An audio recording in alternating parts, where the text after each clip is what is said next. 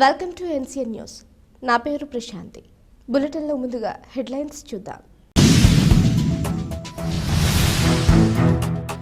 Rajahmundry rural నియోజకవర్గంలో పారిశుద్ధ్యం నివారణ లక్ష్యంగా ప్రత్యేక డ్రైవ్ నిర్వహిస్తున్న మంత్రి వేణుగోపాలకృష్ణ.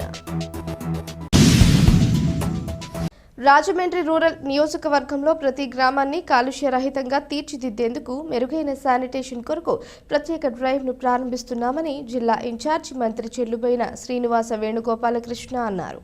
శుక్రవారం ఉదయం స్వచ్ఛత మనందరి బాధ్యత కార్యక్రమంలో భాగంగా రాజమండ్రి రూరల్ నియోజకవర్గం శాటిలైట్ సిటీ గ్రామంలో మంత్రి వేణుగోపాలకృష్ణ స్థానిక ప్రజాప్రతినిధులు అధికారులతో కలిసి స్వచ్ఛత మనందరి బాధ్యత కార్యక్రమంలో పాల్గొన్నారు. ఈ సందర్భంగా ఇంటింటికి తిరిగి ప్రజా సమస్యలు తెలుసుకోవడంతో పాటు డ్రైనేజ్, మురుగు నీటి పారుదల, పారిశుద్ధ్య సమస్య పరిష్కారం దిశగా అధికారులకు ఆదేశాలు జారీ చేశారు. ఈ సందర్భంగా మంత్రి శ్రీనివాస వేణుగోపాలకృష్ణ మాట్లాడుతూ రాజమండ్రి రూరల్ నియోజకవర్గంలో గ్రామీణ ప్రజలకు ఆరోగ్య సమస్యలు రాకుండా స్వచ్ఛత మనందరి బాధ్యత కార్యక్రమంలో స్థానిక ప్రజా ప్రతినిధులు అధికారులతో కలిసి పర్యటిస్తూ సమస్యలు పరిష్కారం దిశగా సభ్యులు తీసుకుంటున్నామన్నారు. గ్రామాలు స్వచ్ఛతతో మెరుగైన పారిశుద్ధ్యం ఉండే విధంగా ప్రతి ఒక్కరూ కృషి చేయాలన్నారు. స్వచ్ఛత మన బాధ్యత కార్యక్రమంలో అధికారులు, స్థానిక నాయకులు, నియోజకవర్గ నాయకులు ఎంతో బాధ్యతగా స్ఫూర్తిదాయకంగా పనిచేస్తున్నారని అన్నారు. ఈ కార్యక్రమంలో ఎంపీడీఓ డి శ్రీనివాసరావు, స్థానిక నాయకులు, అధికారులు తదితరులు పాల్గొన్నారు. ఆరోగ్యశ్రీ కార్డు ఇచ్చాడు. ఎంతమ్మ దాని ఖరీదు? 2,50,000 రూపాయలు. ఆ కార్డు లేకపోతే ఏ పేదైనా గుండె ఆపరేషన్ చేయించుకోగలడా? ఆ కార్డు లేకపోతే ఏ పేదైనా స్టంట్ వేయించుకోగలడా?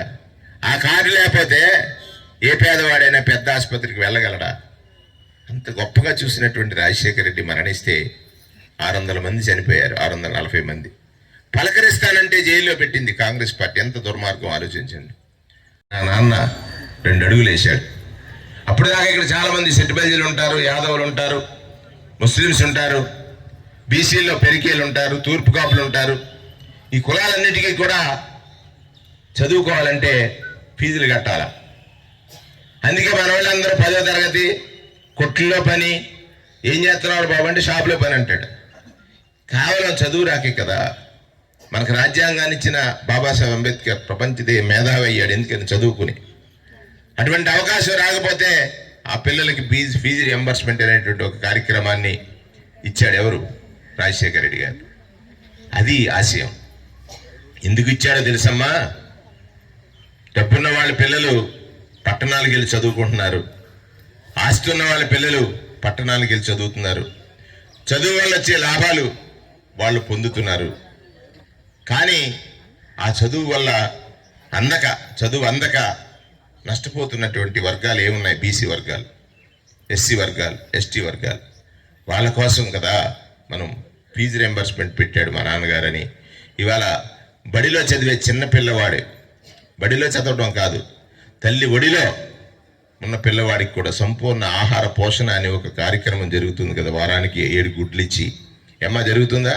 మాల్ న్యూట్రిషియస్ అంటే మెదడు ఎదగదేమనే భయంతో చేస్తున్నప్పుడు జగన్ గారిని చూసి నేను అందుకే ఆయన బాగా ఆరాధిస్తాను. రెడ్డి గారు వచ్చారు కాబట్టి 700 సేవలు ఎంఆర్ఓ ఆఫీస్కి వెళ్ళక్కర్లేకుండా వస్తున్నాయి.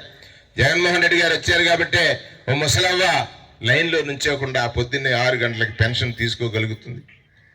నువ్వు మోసపోయే మహిళ 14,600 కోట్ల అప్పు ఇవాళ 30,000 కోట్లు అయింది. 4 దఫాల్లో ఆసరా రూపంలో నీకు తీర్చాడు జగన్మోహన్ రెడ్డి. ఇది నిజం కదా. దానికి నువ్వు సాక్ష్యం.